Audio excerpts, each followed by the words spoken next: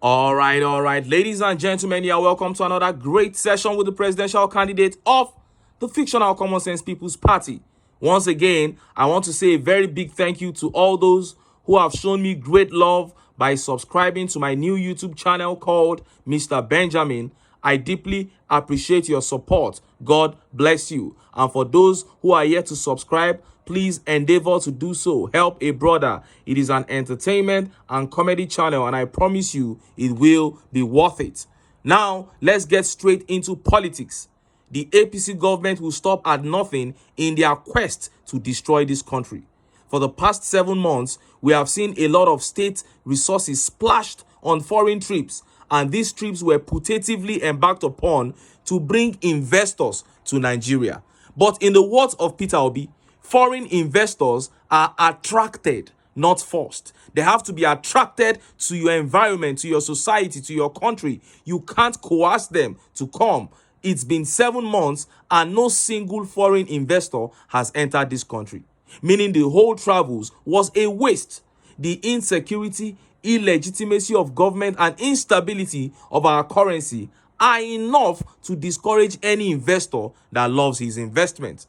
Now, not only have foreign investors refused to come to Nigeria, the ones that are already here are folding up and leaving the country.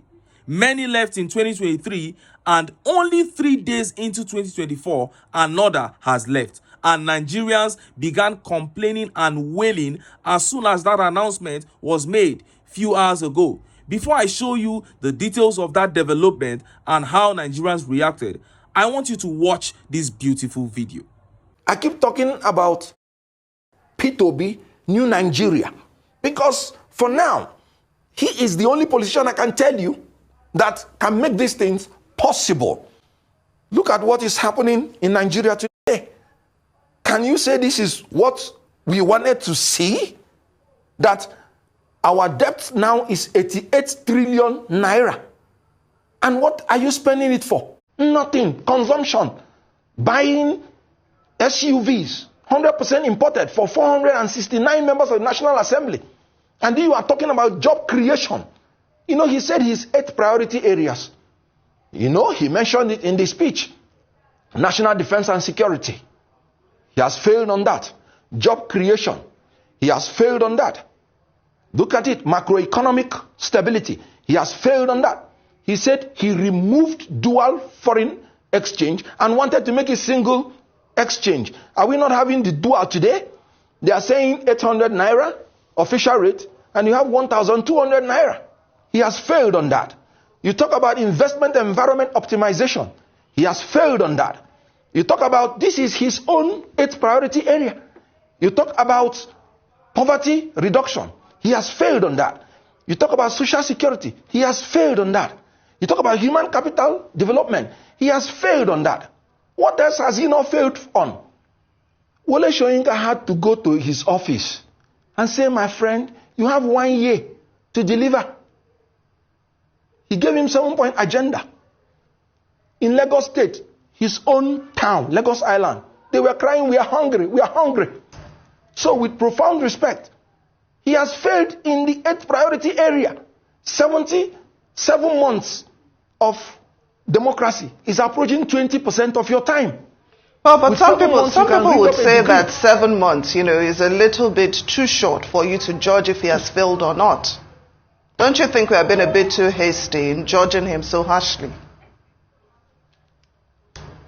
You know, there's a proverb in my place that if you want to know how the tin of a big lady is, if you see the tin of a little lady, you will know. So, if you want to know how the 4 years will be, you start from 7 months. In these 7 months, how has he worked hard to cut wastage? I just told you about 40 billion naira is going to go into consumption that will add no productivity to Nigeria. I just told you a man who said he wants to revamp the economy, revitalize the industrial sector, and yet you're buying 469 imported SUVs when you have products that are assembled in Nigeria that you could have bought to improve the productive capacity of these firms. So what else is he going to do differently? He has borrowed about 15.8 billion naira, billion dollars. When is he going to pay all this? He's spending 98% of the revenue servicing debts, and he's borrowing more. What else are you expecting? Wow, it's always a pleasure listening to Barrister Kenneth Okonkwo. What an analysis there by Barrister Kenneth. Tell me in the comment section if you found any lie in everything that Kenneth Okonkwo said. 100% truth. Now, let us look at the latest foreign investor to dump Nigeria. Look at how the papers reported it. Syringe manufacturing company packs up, cites challenging business situation. Jubilee Syringe Manufacturing Company in our Honor LGA of Akwa Ibom has ended its operations, attributing the decisions to unforeseen circumstances affecting our business operations. The company, reputed to be the largest syringe manufacturing venture in Africa, was inaugurated in 2017 by former Vice President Yemi Osinbajo. In a memo addressed to all the workers, a copy of which was made available to journalists, stated that all positions, including yours, have been placed on temporary redundancy effective January 1st, 2024. The statement, titled "Temporary Redundancy, Service Not Needed Till Further Notice," said, "We trust this message finds you in good health. It is with a heavy heart that we write to you today to communicate a challenging decision that Jubilee Syringe Manufacturing Company Limited has had to make due to unforeseen circumstances affecting our business operations. After careful consideration and a thorough evaluation of our current business situation, we regret to inform you that we must implement temporary measures to ensure the long-term sustainability of the company." It added, "Unfortunately, this includes placing all positions, including yours, on temporary redundancy effective January 1st, 2024. We want to emphasize that this decision is not a reflection of your individual performance or dedication to the company. The challenging business environment we find ourselves in has compelled us to take these difficult steps. Please return all company belongings in your custody. Thank you for understanding and cooperation during these challenging times." Now, this was a letter they wrote to a senior staff. Imagine a family man receiving this letter.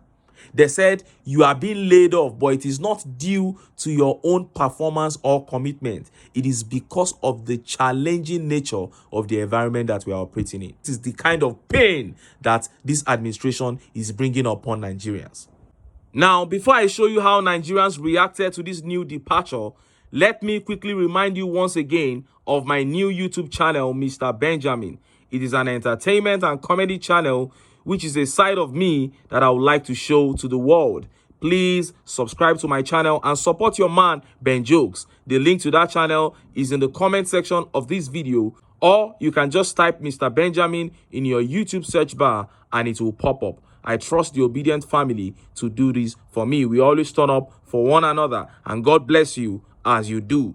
Now, let us look at how Nigerians reacted to the departure of Jubilee Syringe Manufacturing. Let's take some of the tweet reactions.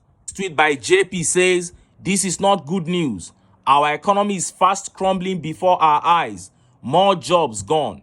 Fresh spike in unemployment numbers. Bola TINUBU has not finished with Nigerians. It is still a long ride." Oh, and this tweet by Omoya teacher says, "Multinationals that have dumped Nigeria and more are on their way. Number 1, Procter & Gamble's. 2, Unilever. 3, GlaxoSmithKline Consumer Nigerian PLC, GSK.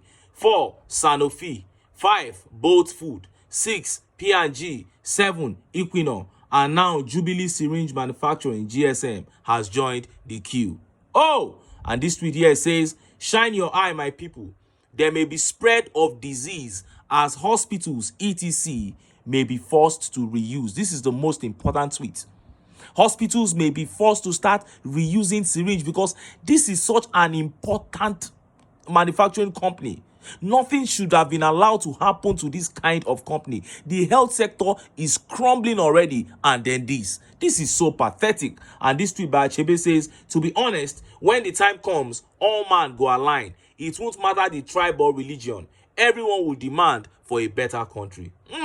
And this tweet here says, doctors are leaving the country and also pharmaceutical companies are leaving, and you want improvement in health sector? Imagine the hundreds of people that will be unemployed as a result of this. So pathetic. And this tweet here says, a breadwinner somewhere has just lost his job. Kids are hungry. Wife is ill. Who is going to pay those bills? The rent, the school fees. My people, it is no longer funny. Oh. God punish APC. God go punish them. Now only God go punish them, but Nigerians must also rise and do the right thing. I keep saying it here. The problems of Nigeria are not difficult to solve, but we will never get to solve them if we don't have sincerity at the helm of affairs. And you and I know that sincerity is an enemy. Sincerity is totally lacking and can never be found in the APC. Until we get them out of power, nothing will work in this country. Anyway, make I leave am here. Make I still enter town. Make